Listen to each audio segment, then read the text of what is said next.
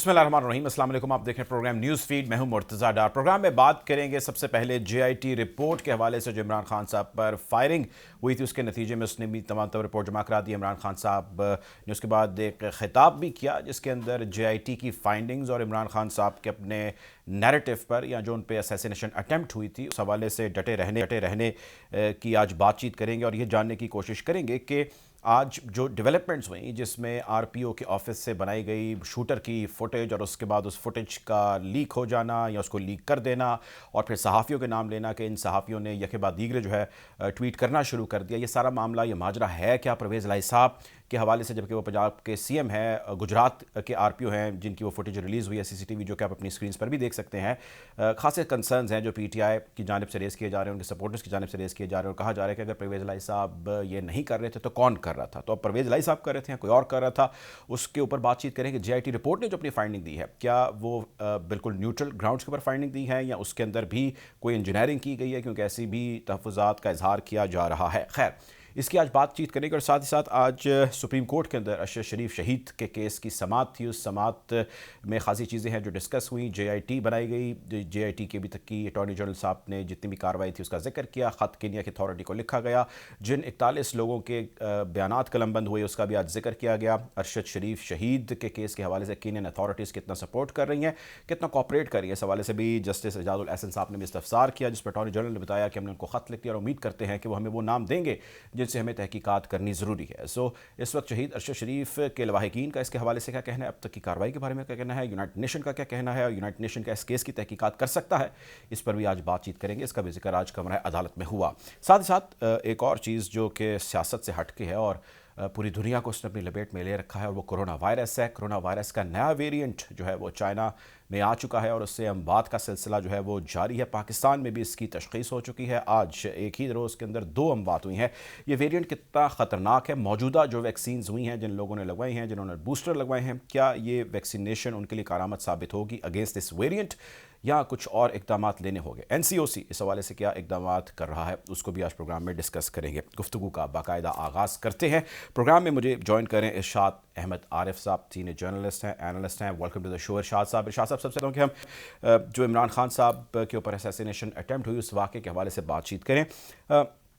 اب اس کی ظاہر ہے جو واقعہ ہوا اس کے بعد بہت ساری کہانیاں بھی اس کے اندر ارشاد صاحب گڑی گئیں اور ویڈیو بھی منظر عام پر آئی جس طرح عمران خان صاحب کو شوٹ کیا گیا، پھر جس شخص نے ان پر جب اٹیک ہو رہا تھا اس اٹیکر کو ڈائیورٹ کیا، سنائپرز کے باتیں آئیں، پھر جے آئی ٹی نے اپنی رپورٹ جمع کرا دی۔ بہت سارے سوالات جو ہے وہ اس چیز پر اٹھے کہ جس شوٹر نے شوٹ کیا گیا یا مبینہ شوٹر تھا جس کو پکڑا گیا اور اس کا فوری طور پہ بیان ریکارڈ ہو گیا، وہ بیان کس نے ریکارڈ کیا، ایک مہمہ بنا رہا، تو پتہ لگا اس سی سی ٹی وی فوٹیج سے کہ وہ آر پی او، ڈی پی او اور اس کے جو متعلقہ ایس ایچ او اس کی موجودگی میں ہوا۔ کارروائی کا آغاز ہوا لیکن جو ڈینٹ پڑ سکتا تھا وہ پاکستان تحریک انصاف کے چیئرمین کا بھی کہنا ہے کہ وہ ہمیں ڈالنے کی کوشش کی گئی، کیس کو نیا رنگ دینے کی کوشش کی گئی۔ اس پر میں چاہتا ہوں کہ آپ کامنٹ کیجیے اور یہ بتائیے کہ آپ کو کیا لگتا ہے کہ یہ سارا کچھ کیا جو بھی پولیس ہینڈلنگ کر رہی تھی after what ever has happened that day, کیا یہ سی ایم صاحب کی ایما پہ کر رہی تھی یا یہ کسی اور کی ایما پہ کر رہی تھی؟ اگر کسی اور کی ایما پہ کر رہی تھی تو کس کی ایما پہ کر رہی تھی؟ آپ کی کیا انڈرسٹینڈنگ ہے سر؟ اصل میں دیکھیے، عمران خان صاحب یہی بات تسلسل سے کہہ رہے ہیں کہ جب حکومت چودھری پرویز الہی صاحب کی ہے اور پرویز الہی صاحب ہمارے اتحادی ہیں اور ہماری وجہ سے وہ حکومت میں ہیں، اگر ان کا حکم بھی نہیں مانا جا رہا، ان سے بالا کچھ ہو رہا ہے تو پھر اس بات کو انویسٹیگیٹ کرنے کی ضرورت ہے۔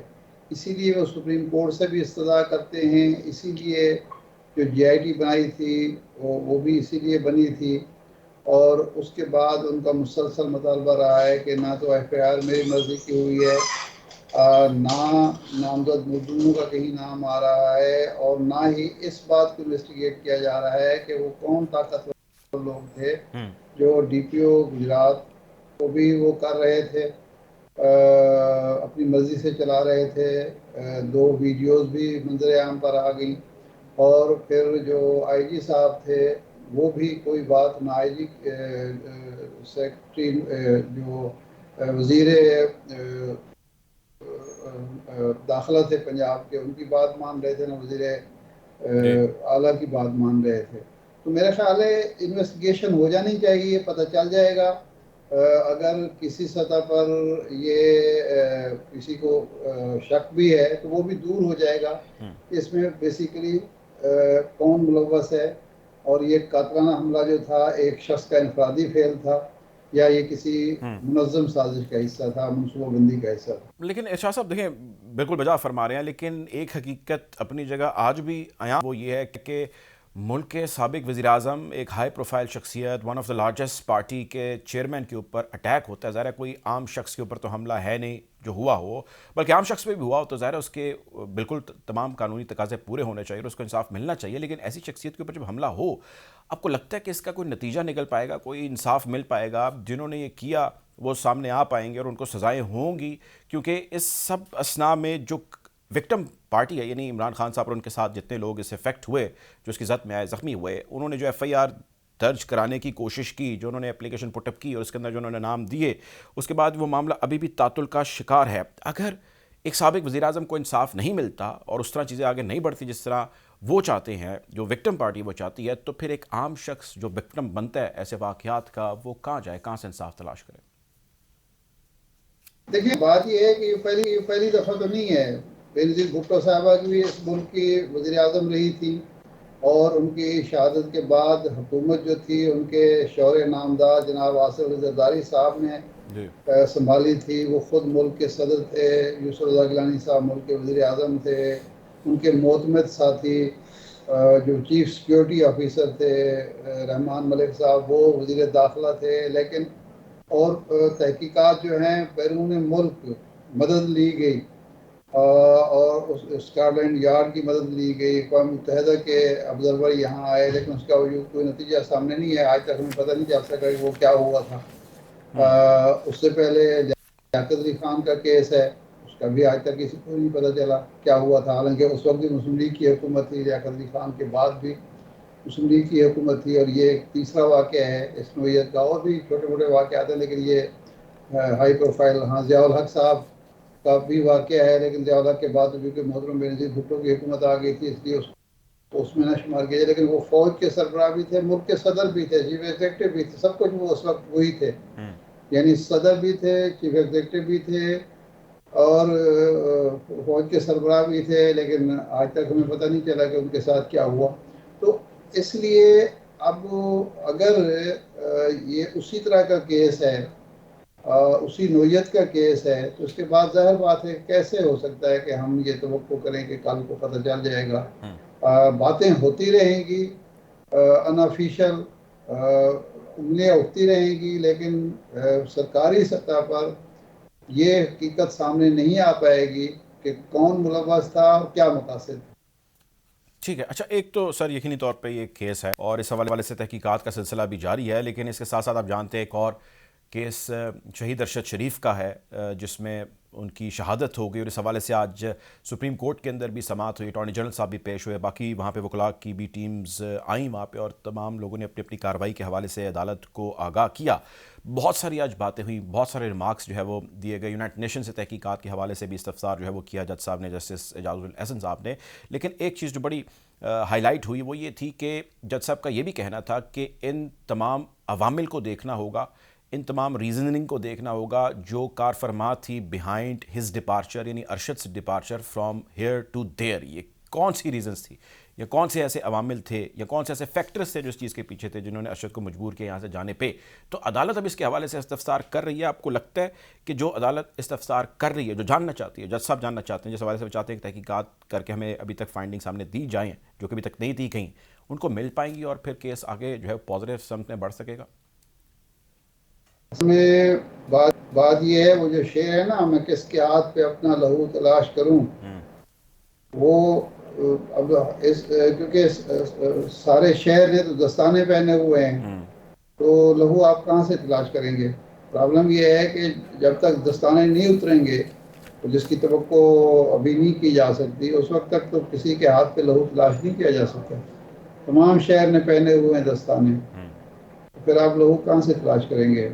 وہ بھی اسی طرح کا کیس ہے، یعنی ایک شخص جو ہے اس کے خلاف مقدمات بنتے ہیں، وہ ملک چھوڑنے پر مجبور ہوتا ہے، وہ دبئی جاتا ہے۔ اب جو سرکاری جے آئی ٹی ہے وہ کہہ رہی ہے یہاں سے بھی ان کو مجبور کیا گیا جانے پر، اور وہاں سے دبئی سے بھی ان کو مجبور کیا گیا کینیا جانے پر. تو اتنی بات تو سامنے آ گئی ہے، لیکن کون لوگ تھے جنہوں نے مجبور کیا اور کون لوگ تھے جو وہاں ان کو قتل کرنے پہنچے یا وہاں سے ہائر کیے گئے قتل کرنے کے لیے. جو پہلی بات سامنے آئی تھی کینیا پولیس کے حوالے سے، وہ تو اب سب نے غلط ثابت کر دیے. جے نے بھی ثابت کر دیا کہ وہ بالکل جھوٹ بول رہی تھی. یہ اندھا قتل نہیں تھا بلکہ یہ باقاعدہ پلان قتل تھا. اشرف صاحب، اب دیکھیں کہ جتنا بھی ابھی معاملہ ہے، اس معاملے میں ہم امید یہ کرتے ہیں کہ ابھی تک کی یہ پروگرس ہو جانی چاہیے تھی کہ جو کوئی بھی اس کے پیچھے کار فرما تھی قوتیں یا کوئی شخص یا کوئی بھی اس کے پیچھے ہو سکتا تھا، اس کی نشاندہی ہو جاتی اور اس کو پکڑنا اور پکڑ کے اس کو سزا دینے کے اوپر عمل جو ہے وہ ہو رہا ہوتا. دنیا کے اندر بہت سارے صحافیوں کی اسیسینیشنز ہوئیں، جمال خشوگی سے لے کے الجزیرہ کی صحافی جو ہے وہاں تک بھی ہم نے دیکھا کہ اسیسینیشنز ہوئیں. لیکن جو جس ملک کے وہ صحافی تھے یا جن اداروں کے صحافی تھے، انہوں نے کریکٹ نشاندہی کی، ایویڈنسز پیش کیے، تھرڈ پارٹی بھی انویسٹیگیشنز کرائیں، انٹرنل انویسٹیگیشنز بھی ہوئیں اور اس کے بعد سزا دلائے جانے کے حوالے سے بہت تیزی سے کام ہوا. لیکن اس کیس میں ابھی تک ہم نشاندہی ہی نہیں کر پا رہے، یعنی کہ بندہ ہی نہیں آئیڈینٹیفائی ہو پا رہا، طاقت ہی نہیں آئیڈینٹیفائی ہو پا رہی کہ بھئی کس نے یہ کروایا سارا. جب نشاندہی میں ہی اتنی تاخیر ہے تو پھر آپ کو لگتا ہے کہ ارشد شریف کے ساتھ جو ہے وہ انصاف ہو پائے گا؟ انہیں جو بھی ان کے مجرمان ہیں ان کو قرار واقعی سزا مل پائے گی؟ دیکھیں، قدرت کا ایک قانون ہے. ہم لوگ مسلمان ہیں، اللہ تبارک و تعالیٰ اور اس کے قوانین پر ہم یقین رکھتے ہیں. وہ کہتے ہیں کہ جرم سراغ چھوڑتا ہے، پتہ تو چل جاتا ہے. سزا نہ مل پائے، یہاں نہیں ملے گی آخرت میں مل جائے گی. یہ کبھی نہیں ہوا کہ کسی کو علم ہی نہ ہوا ہو کہ لیاقت علی خان کے قاتل کون تھے، اور یہ کسی کو پتہ نہ ہو کہ ضیاء الحق کے قاتل کون تھے، یہ کسی کو پتہ نہ ہو کہ بینظیر بھٹو کے قاتل کون تھے، اور یا یہ نہ پتہ چل سکے کہ ارشد شریف کو شہید کرنے والے لوگ تھے. پتہ تو چل جائے گا، افیشلی نہیں چلے گا، ریاست نہیں بتائے گی، ریاست کے ادارے نہیں بتائیں گے. لیکن آج کے دور میں انفارمیشن جو ہے وہ چھپائی نہیں جا سکتی. پتہ چل جائے گا، لیکن سزا شاید اس دنیا میں نہ مل سکے تو آخرت میں ملے گی. اس دنیا میں بھی یقیناً اللہ تبارک و تعالیٰ انصاف کرے گا اور ان کو سزا ملے گی. شاید ہمیں پتہ نہ چل سکے کہ جو قاتل تھے وہ کیا سزا پا گئے. ٹھیک ہے جی. ارشاد احمد عارف صاحب نے پروگرام میں ہمیں جوائن کیا تھا، سینئر جرنلسٹ ہیں، اینالسٹ ہیں. بہت شکریہ سر آپ کا. ایک بریک کی جانب ناظرین بڑھتے ہیں، بریک سے واپس آتے ہیں اور اس کے بعد گفتگو کو آگے جاری رکھتے ہیں. Take a break.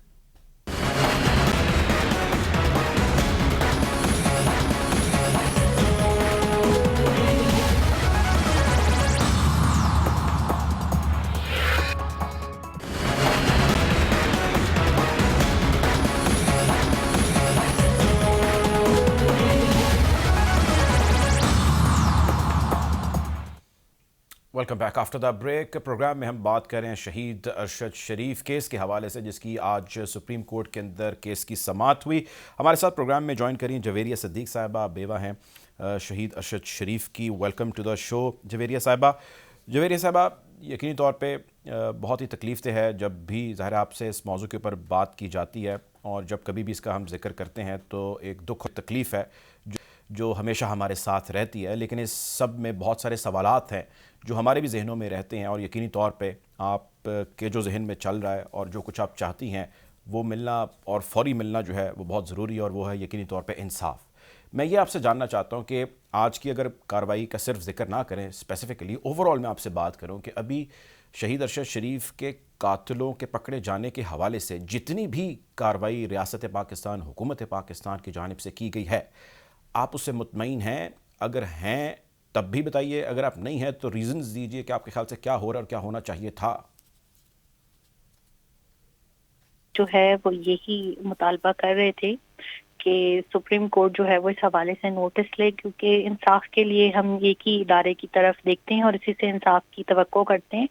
دوسرا، ہم جو ہے وہ ایک ہائی پاور کمیشن کا بھی مطالبہ کر رہے ہیں کہ اگر یو این اس حوالے سے جو ہے وہ ایک تحقیقات کر سکے، کیونکہ دونوں حکومتیں جو ہیں، چاہے وہ حکومت پاکستان ہو یا حکومت کینیا ہو، ان کی اس طرح سے انٹرسٹ نہیں ہے یا ان کی ول نہیں ہے ہمیں جسٹس دینے کے حوالے سے. کیونکہ آپ یہ دیکھ لیں کہ ابھی تک کوئی ایک بھی گرفتاری کہیں پہ بھی نہیں ہوئی. جو لوگ یہاں پہ ان کو ہراساں کر رہے تھے وہ بھی آزاد گھوم رہے ہیں. جن لوگوں نے وہاں ان کے ساتھ یہ سب ظلم کیا ان کا بھی کچھ نہیں پتا کہ آیا وہ پولیس کی کسٹڈی میں ہے یا ان کو چھوڑ دیا گیا ہے, اور وہاں پر ابھی تک یہ مقدمہ کیوں نہیں اس حوالے سے چلنا جو ہے وہ شروع ہوا ہے. لیکن انصاف کی طرف میں اس کو یہ کہوں گی کہ پہلا قدم ہے, اور مجھے پتا ہے کہ بہت وقت گزرے گا, یہ سب چیزیں اتنی جلدی نہیں ہوں گی, لیکن وہی بات کہ اگر کوئی بھی سزا دے سکتا ہے تو وہ اس ملک کی عدالت دے سکتی ہے یا پھر اس ملک کی عدالت دے سکتی ہے. یہ بتائیں جویری صاحبہ کہ کینین اتھارٹی سے آپ کا کبھی ذاتی طور پہ رابطہ ہوا, آپ نے کوشش کی کہ کسی طرح آپ ڈگ آؤٹ مزید فیکٹس کو کرنے کی کوشش کریں کہ وہ لوگ جو ہے وہ ابھی تک کیوں لیت و لال سے کام لے رہے ہیں, ان پہ کیا پریشر ہے؟ جی, میرا 2-3 لوگوں سے براہ راست رابطہ بھی ہوا, ان کے پولیس کے جو اعلیٰ حکام ہیں ان سے, اور اس کے علاوہ میں نے ان کے جو صدر ہیں ولیم روٹو ان کو خط بھی لکھا ہے. لیکن اس حوالے سے وہ یہ کہتے ہیں کہ ہم آپ کی حکومت سے جو ہے وہ ہم سے بات کرے, یا آپ کا جو سفارت خانہ ہے یا سفارتی طور پہ یہ چیز جو ہے وہ ہوگی, اور جب وہ ہم سے رابطہ کریں گے یا وہ ہم سے بات کریں گے تو ہم ان چیزوں کو اس طرح کریں گے. ہم وکٹم ہونے کے باوجود فرد واحد کی چیزوں کو نہیں لے کے چل سکتے, یہ دو ممالک کے درمیان کا واقعہ ہے. تو ہماری طرف سے جو ہے اب ہماری حکومت کی کوئی ول کیوں ہوگی کہ وہ ہمیں انصاف لے کے دیں, یا وہ ارشد کے قاتلوں کو جو ہے وہ یہاں پہ اور وہاں پہ جو ہے وہ ڈھونڈیں. لیکن آپ کو ایسا تو کیوں جب لگتا بھی ہے کہ میرا ہماری براہ حکومت راست کی ول رابطہ نہیں ہے ہوا ہے اور تو وہ یہی سپورٹ نہیں جواب کر ملا. رہے آپ کو اس معاملے میں؟ مطلب ہماری حکومت کی ول کیوں نہیں ہوگی؟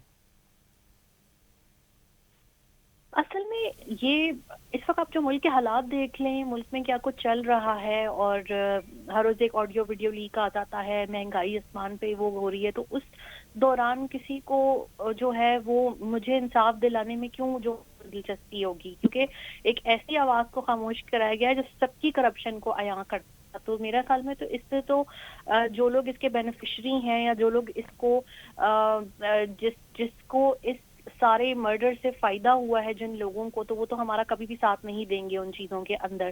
اور ابھی جو مجھے کوئی امید ہے تو وہ اپنی کمیونٹی سے ہے کہ وہ ہمارا ہر جگہ پہ ساتھ دیں گے اور دے رہے ہیں, اور دوسرا ہمارے ملک کی اعلیٰ عدالتوں سے ہے. لیکن مجھے صرف یہ وزارت خارجہ کا رول کہاں ہے, وزارت خارجہ وہ کیوں اپنا رول پلے نہیں کر رہی جس طرح آپ سے ہم بلاول صاحب سے, وزیر اعظم چاہتے ہیں. صاحب سے کچھ کہنا چاہیں گی تو پلیٹ فارم حاضر ہے, آپ کہیے اگر آپ کو لگتا ہے کہ they are not helping you the way they should. میں شخصیات کو تو مخاطب نہیں کروں گی, لیکن وزیر اعظم آفس کو یا وزارت خارجہ کو میں ضرور کہوں گی کہ آپ لوگوں نے مجھے مایوس کیا ہے, کہ آپ لوگوں کو ان سے سفارتی طور پر یہ ساری چیزیں پوچھنی چاہیے کہ آخر کار وہاں ہزاروں لوگ وزٹ کرتے ہیں اس ملک کو, تو میرے ہی شوہر کو جو ہے وہ ٹارگیٹ کر کے اسیسینیٹ کیوں کیا گیا, اور وہ کہاں پہ ہیں, وہ پولیس والے وہ کدھر ہیں, ان کے اوپر ٹرائل کیوں نہیں شروع ہوا, ان کو ابھی تک کیوں نہیں حقائق کو سامنے لایا گیا, ان کو سزا کب ملے گی. یہ باتیں تو سفارت خانہ ہی جو ہے وہ سفارت خانے سے کر سکتا ہے, یا فورن آفس ہی ان کے فورن آفس سے کر سکتا ہے نا.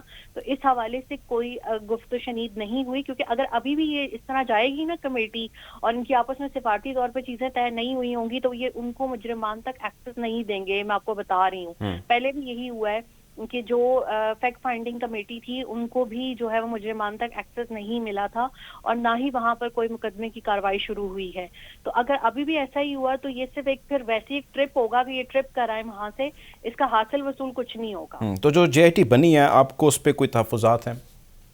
دیکھیں ابھی قبل از وقت ہے, کیونکہ پہلے وہ اپنا کام کریں, کچھ فائنڈنگز لے کے آئیں تو ہی پتہ چلے گا. کیونکہ میں نے ان سے یہ سوال کیا تھا کہ مجھے وہ بتائیں کہ وہ 16 افراد کون ہیں جنہوں نے 16 FIR درج کرائیں. دوسرا میں نے ان سے یہ کہا تھا کہ ان کو آپ جو ہے وہ کب بلا رہے ہیں انویسٹیگیشن کے لیے, یا وہ کٹہرے میں کب آئیں گے, کیونکہ FIR کا متن ایک جیسا تھا. اور جب میں نے کہا کہ فیملی کی مدعیت میں FIR کیوں نہیں درج ہوئی, پولیس کی مدعیت میں کیوں ہوئی, تو انہوں نے کہا ایک مقدمے کی ایک ہی FIR ہوتی ہے. تو پھر ارشد پہ 16 کیسز کیسے ہو گئے؟ ابھی یہ دیکھنا ہے کہ کس طریقے سے یہ کام کریں گے. اور دوسرا یہ بھی ہوا کہ آن گوئنگ GIT کے اندر جو ہے فرد کاظمی صاحب کو تبدیل کر کے جو ہے وہ گوندل صاحب کو لایا گیا. یہ بھی مجھے سمجھ نہیں آیا کہ ایک چلتی ہوئی انویسٹیگیشن کے اندر سے ایک آفیسر کو جو ہے وہ اس طرح سے جو ہے وہ تبدیل کیا گیا. تو اب یہ ہے کہ دیکھتے ہیں کہ کس طرح سے ہوتا ہے. सुप्रीम कोर्ट ने तो हमें एतमाद करने का कहा है, अब देखते हैं कि किस तरीके से चीज़ें होती हैं। अच्छा, ये फरमाइएगा कि आपके पास कोई इन्फॉर्मेशन हो जो अरशद शरीफ साहब के इस्तेमाल में मोबाइल फ़ोन था, उनका लैपटॉप था, जो गैजेट्स थे जिसके बारे में कहा जा रहा है जी उसकी अगर रिसीविंग हो जाती रियासत पाकिस्तान को तो हम बहुत करीब पहुंच जाते बहुत सारी चीज़ों के, तो वो कहीं नहीं है। आपको कोई इन्फॉर्मेशन इस हवाले से? को मैंने ये कहा कि अरशद का पाकिस्तान वाला नंबर किसी ने यूज़ किया है उनकी शहादत के बाद, किसी ने ग्रुप छोड़ा है और वो मुझे वहाँ से ग्रुप के लोगों ने बताया ना, उस ग्रुप में से एक ग्रुप बनाया हुआ है हमारी एंकर ने, ठीक है। दूसरा हुआ कि एक दो एप्स डाउनलोड हुई, तो जब कोई ऐप डाउनलोड करता है तो उसका वो आता है ना अलर्ट, तो उन्होंने कहा फॉरेंसिक हो रहा था, तो ये फॉरेंसिक में हुआ है इस तरीके से, ठीक है। एक फोन नंबर और एक गैजेट तो FIA के पास है। जब मैंने उनसे ये सवाल पूछा, आई थिंक ये इंक्वायरी रिपोर्ट का हिस्सा भी होगा, कि उनका आईफोन और आईपैड कहाँ है, तो उन्होंने कहा वो कीनियन इंटेलिजेंस के पास है, ठीक है। अब जो वो मुझे कहेंगे तो मैं तो अपनी अथॉरिटीज को ट्रस्ट करूंगी ना इस मामले में। वो ये कह रहे हैं कि वो दोनों गैजेट्स वहां पे मौजूद हैं, बाकी जो उनका लैपटॉप और ड्राइव्स हैं वो लापता हैं। वो मुझे खुद भी नहीं पता कि वो किधर हैं। मुझे नहीं लगता कि शायद वो उनके पास थी उधर। ठीक है। अच्छा, ये जवेरी साहब फरमाइएगा कि एक तो ज़ाहिर है विद इन द पाकिस्तान बहुत सारे कंसर्न हैं, सवालात हैं जो उठाए जा रहे हैं जिस तरह आप फरमा रही हैं। अदर दैन दैट अरशद शरीफ साहब जहाँ पर मौजूद थे केन्या में, जो लोग उनको होस्ट कर रहे थे, वक़ार साहब और खुर्रम साहब, फिर उसके अलावा कुछ और लोगों के नाम लिए जा रहे, तारिक वसी साहब का नाम लिया गया। आपका उनके हवाले से क्या कहना है, क्या आपकी ऑब्जर्वेशन अंडरस्टैंडिंग है? देखिए, इसके हवाले से मैं पहले भी जो है, जो अभी मैंने अपना बयान जमा करवाया उसमें भी बता चुकी हूँ, और जो मैंने उससे पहले जो फैक्ट फाइंडिंग को बताया उसमें भी बता चुकी हूँ कि वो अपने होस्ट की तारीफ किया करते थे, ठीक है, लेकिन उन्होंने किसी को ये नहीं बताया था कि वो किधर है और वो किसके साथ ठहरे हुए हैं और वो किस मुल्क में है। उन्होंने ये बात पहले एला खाना से शेयर नहीं की थी। दूसरी चीज ये है कि जाए वकुआ पे जो कुछ हुआ उसके बारे में वही सब बता सकते हैं जो उनके साथ उस वक्त मौजूद थे, और वहीं से जो है वो सारे क्लूज जो हैं मिल सकते हैं कि वहाँ पे क्या हुआ। दूसरी चीज ये है कि वहां पर मुझे जो एक चीज का हमेशा अफसोस रहेगा वो ये है कि उनको एक मतलब एक जिस तरह होता है ना कि कोई जख्मी हो जाए या कोई किसी के साथ वो हो जाए, उनको मतलब कोई तिब्बी इमदाद वगैरह भी नहीं दी गई, ठीक है। और ये बातें मुझे इस तरह पता चली कि ये मीडिया पे भी आ रही थी, ठीक है, फिर शायद ये उसका भी हिस्सा है, क्योंकि उस पे भी ये लिखा हुआ है पोस्टमार्टम रिपोर्ट पे कि उनको वो जिंदा नहीं थे जब उनको वहां पर लाया गया। तो ऑफकोर्स वो चीजें मुझे हर्ट करती हैं और तकलीफ देती हैं। इस केस में जितने भी तमाम मुहरिकात हैं, चाहे वो पाकिस्तान से जुड़े हैं या कीनिया से जुड़े हैं, सबकी तहकीकात होनी चाहिए। ठीक है, आखिरी सवाल ये फरमाइएगा कि बेशक आप मत बताइए, लेकिन आपके इल्म में क्या कोई ऐसी चीज़ें हैं, ऐसे फैक्टर्स हैं जो इस सारी कार्रवाई में आप जानती हों और आपने आज तक पब्लिकली डिस्कस ना किए हों और आप किसी राइट टाइम पे उसका जिक्र करें? आपको ऐसी चीज़ों का नॉलेज है कुछ? एक्चुअली जो कुछ हमारे साथ हुआ है पिछले साल से, जितनी हरासानी, घर तक लोग आ गए, मैंने अरशद को वो बताया कि इस तरह हुआ है, आपका पता कर रहे थे, फिर उसके अलावा प्राइवेट नंबर से कॉल्स आना और इस तरह चीजें, तो अब फिर उसके बाद अरशद को मुल्क छोड़ना पड़ा। और जो उन्होंने उनको एक थ्रेट लेवल जो था ना कि वो ये खदशे का इजहार करते थे कि उनको सर में गोली मारी जाएगी पावरफुल क्वार्टर्स की तरफ से, और वही हुआ। तो अब हम जितना हम कर सकते हैं हम इंसाफ के लिए चीजें कर रहे हैं और करते रहेंगे। अगर ऐसी कोई चीज हुई आगे चल के तो जाहिर बात है वो हम अदालतों में प्रेजेंट करेंगे, उसका मीडिया ट्रायल तो नहीं शुरू करवा सकते। हालांकि मैं खुद जर्नलिस्ट हूँ, लेकिन मुझे बहुत सी चीज़ों का मीडिया ट्रायल नहीं पसंद। ठीक है, बहुत शुक्रिया जी जवेरिया सिद्दीक साहिबा ने हमें प्रोग्राम के लिए वक्त दिया। एक ब्रेक की जानिब नाज़रीन बढ़ते हैं, ब्रेक से वापस आते हैं, उसके बाद गुफ्तगू को आगे जारी रखते हैं। Take a break.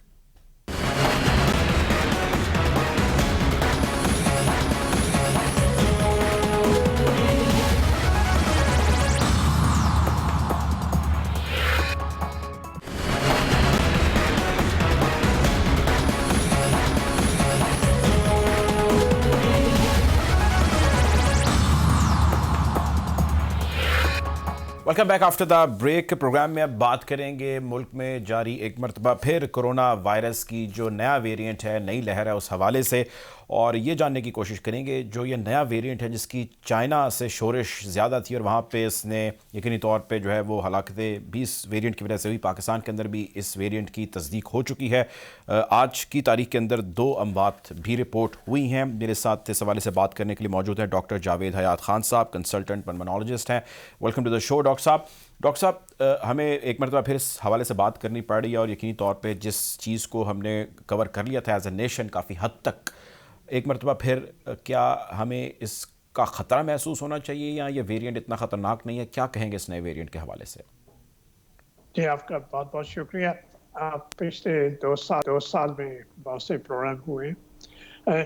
پہلی بات تو یہ ہے کہ جو بھی نیا ویریئنٹ آتا ہے، اور یہ اومیکرون جو XBB، بلکہ اس کے بعد ایک اور سب ویریئنٹ اس کا آ چکا ہے XBB 1.5، تو جو پہلے ویریئنٹ سے اس کے انفیکشن زیادہ ہوتی ہے، وہ تیزی سے پھیلتا ہے، ٹرانسمیشن اس کی زیادہ ہوتی ہے۔ یہ وائرس کے ایک نیچر ہے، اگر اس کے سروائیول کے لیے وہ اس کی ٹرانسمیشن زیادہ بڑھتی ہے، مگر اس کے ساتھ اس کو ایک قیمت بھی دینی پڑتی ہے، وہ یہ ہوتا ہے کہ یہ اس کی سیویرٹی کم ہو جاتی ہے۔ یہ جو باڈی سیلز ہیں، جو انسان کے جسم میں سیلز ہیں، ان کے ساتھ وہ اتنی سختی کے ساتھ وہ اٹیچ نہیں کر سکتا، تو سیویرٹی کم ہو جاتی ہے۔ ٹھیک ہے، تو ایک طرف تو آپ یہ کہہ سکتے ہیں کہ کیا ہمیں اس سے کوئی خطرہ ہے؟ جی ہاں، خطرہ بالکل ہے کہ یہ پھیلے گا اور کیسز زیادہ بڑھیں گے، مگر جو اچھی بات یہ ہے کہ اس کی وہ اتنی خطرناک نہیں ہوگی جیسے پہلے جس اسٹیج سے ہم گزر چکے ہیں، ڈیلٹا وغیرہ۔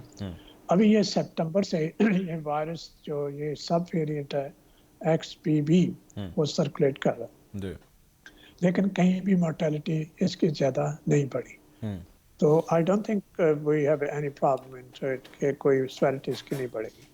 ٹھیک ہے۔ اچھا سر، یہ فرمائیے گا کہ اب جو لوگوں نے ویکسینز لگوا لیں، جو ایک ویو آئی جس کے اندر حکومت نے بھی بہت زیادہ لوگوں کو پش کیا، پرسو کیا، بوسٹر شاٹس بھی کچھ لوگوں نے لگوا لیے، کیا وہ ویکسین از سفیشینٹ یا اس کے حوالے سے کوئی مزید ویکسینیشن آئی ہیں یا کچھ اقدامات بوسٹرز کے حوالے سے کرنا چاہیے لوگوں کو؟ پہلی بات تو یہ ہے کہ جتنی ویکسینیشن جو بھی تھی جنہوں نے لگوائی ہوئی ہے وہ کافی وہ افیکٹو ہے، اور ہاں جن لوگوں نے بہت پہلے لگوائی ہے، 1-1.5 سال پہلے لگوائی ہے، جو بوسٹر جنہوں نے نہیں لگوائی، جنہوں نے جولائی سے پہلے ویکسینیشن کروائی ہوئی ہے، اور وہ کوئی ولنریبل گروپ ہے، وہ ایلڈرلی ہیں یا کرونک کنڈیشنز ہیں یا وہ فرنٹ لائن ورکرز ہیں، انہیں ریکمینڈ کیا جاتا ہے کہ وہ اپنے ایک بوسٹر ڈوز اور لگوا لیں۔